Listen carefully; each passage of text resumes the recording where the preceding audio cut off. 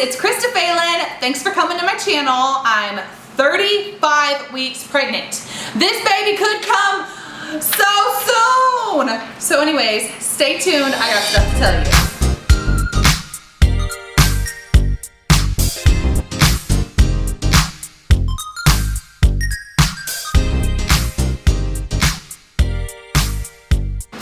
Okay, so some symptoms that I'm dealing with this week.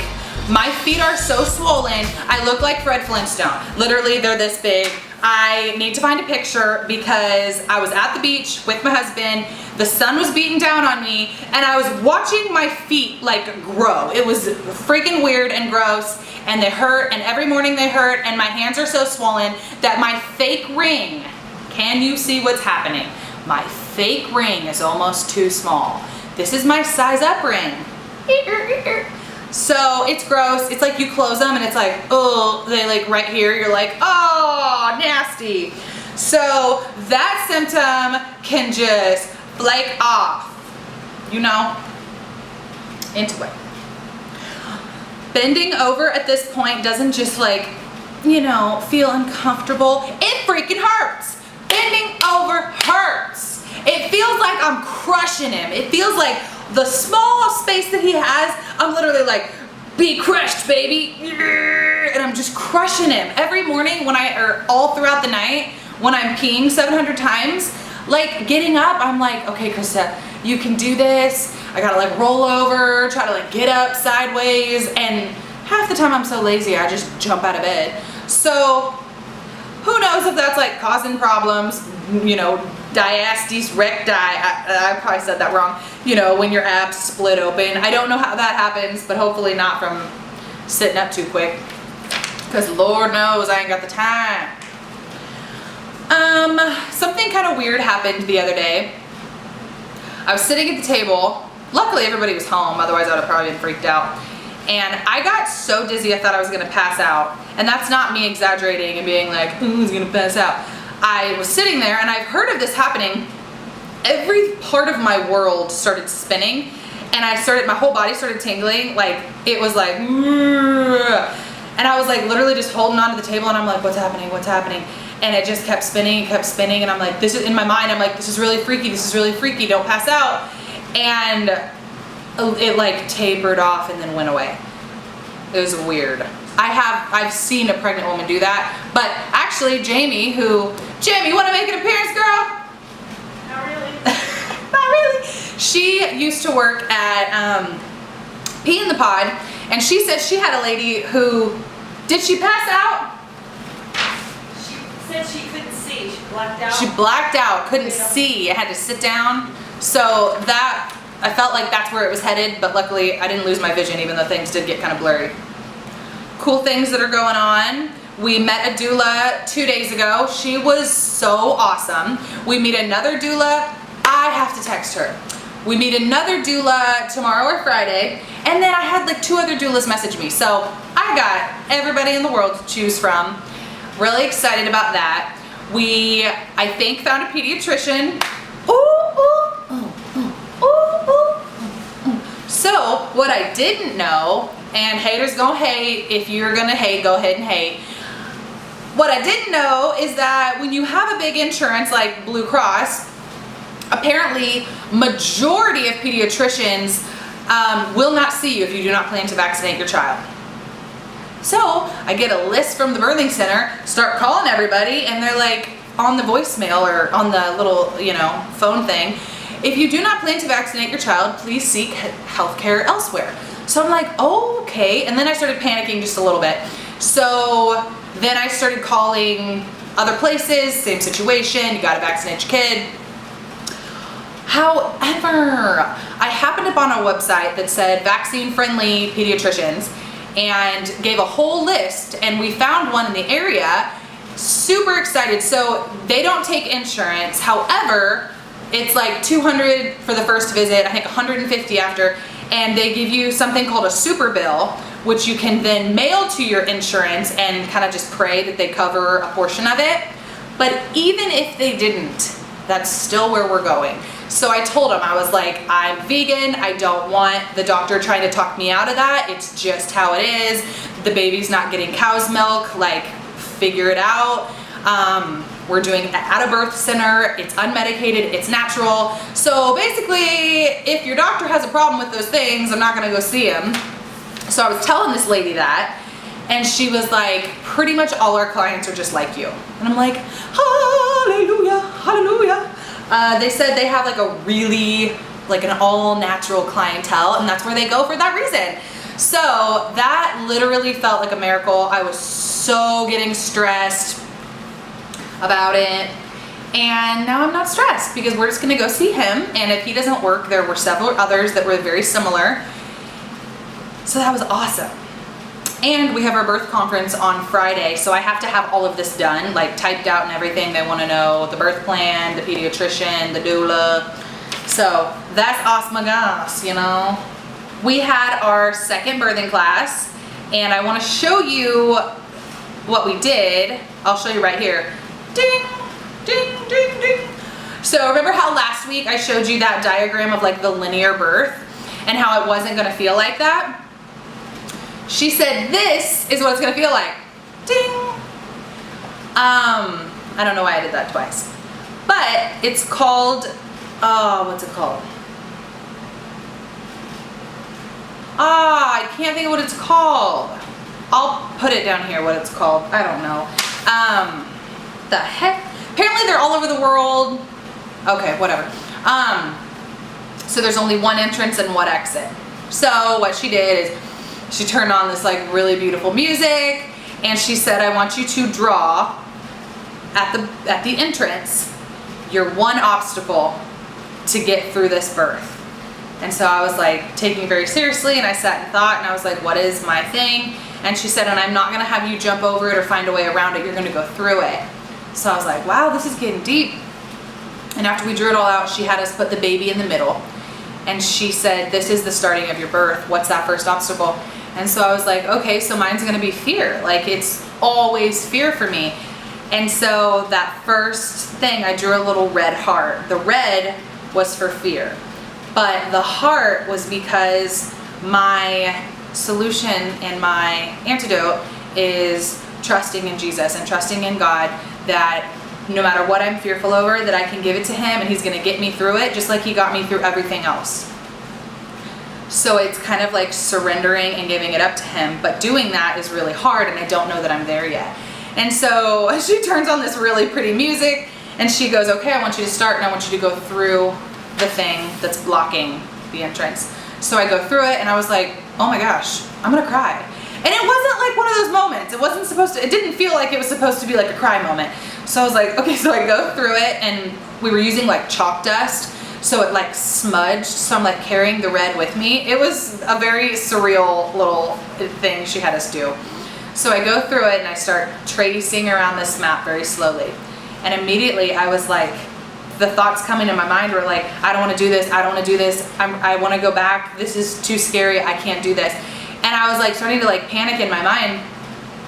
And I'm like, I'm not ready, I'm not ready, I'm not ready, I'm not ready. And I get to where we had the baby in the middle, you know?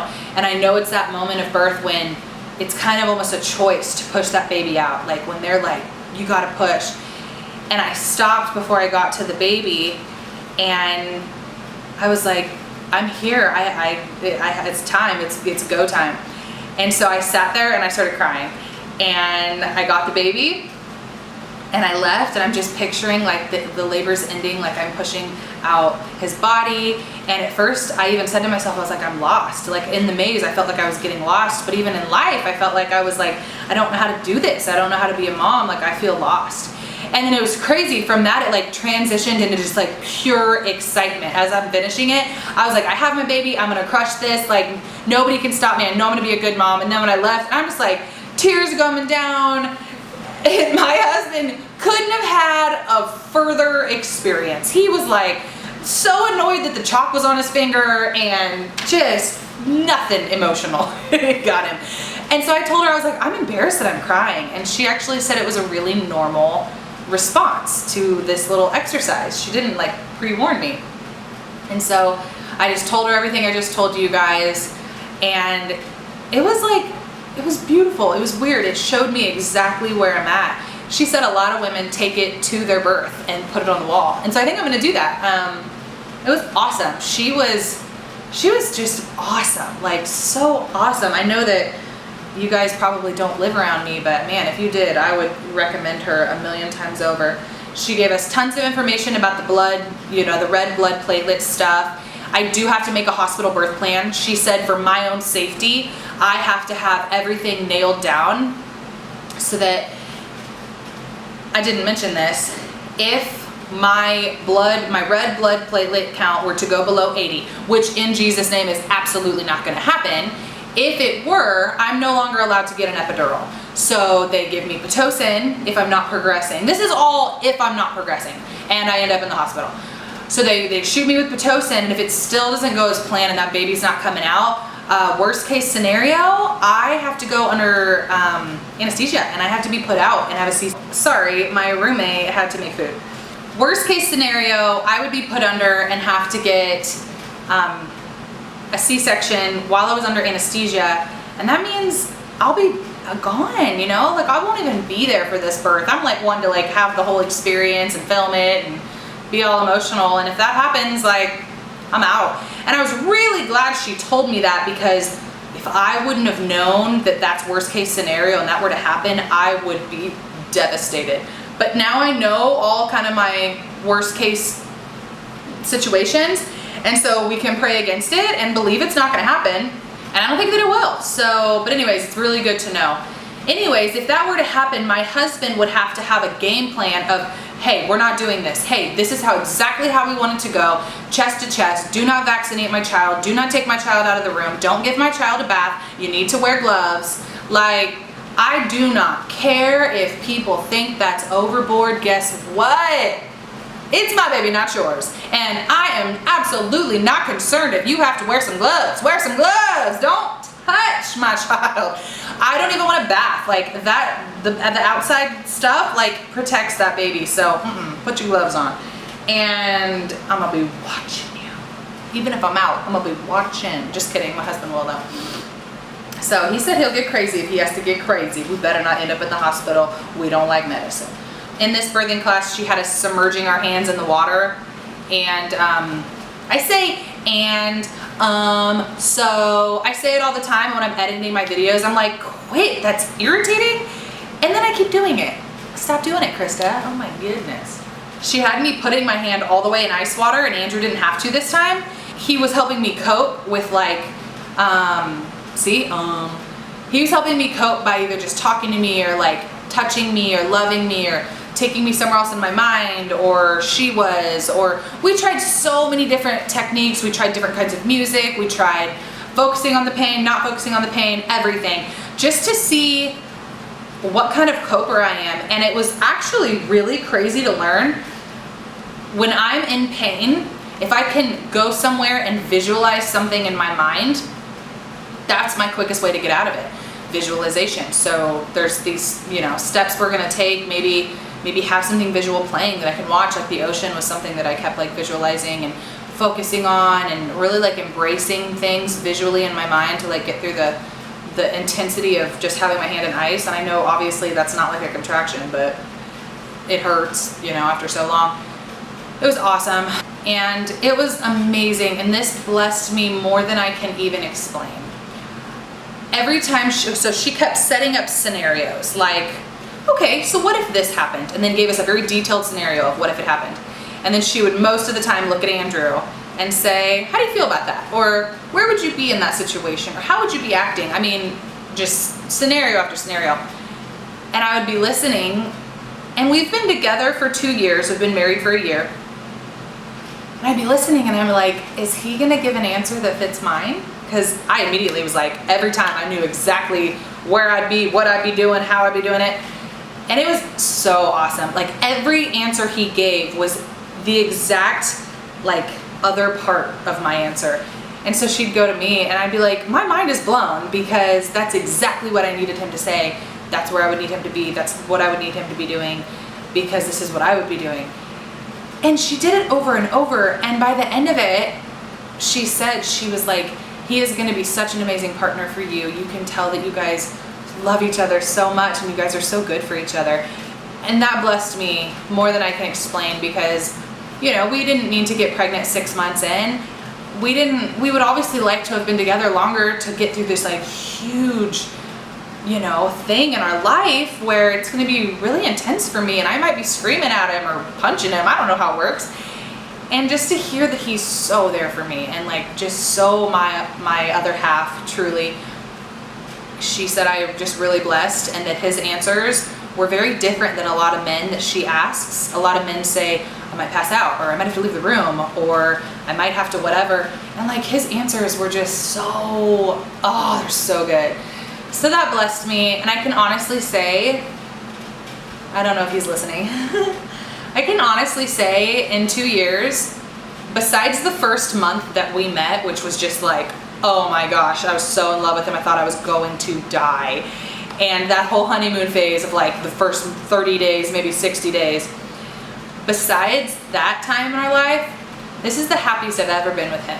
And like, I don't know what is different, but he has been so amazing, so loving, so gentle, so kind, so like, oh, I don't know. I can't explain it. I don't know what changed. His work has been a lot less stressful than normal. It kind of just showed me that the reason sometimes we'll argue or be snappy is like stress can cause him to be so uptight, and he's like trying to be such an amazing provider, not having to have me work at all and take care of Kendall and give us like this amazing life that he gives us.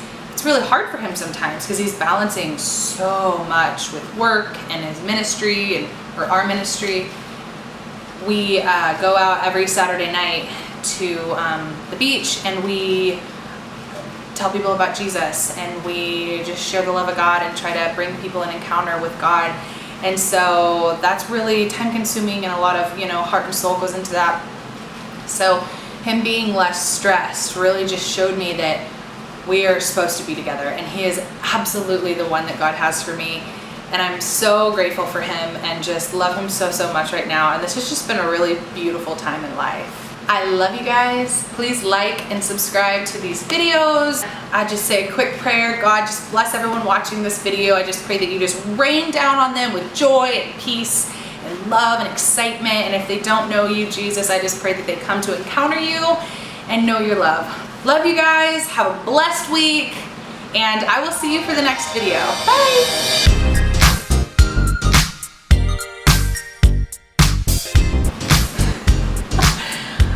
Can you actually help me? I love you guys. Like always, please like and subscribe.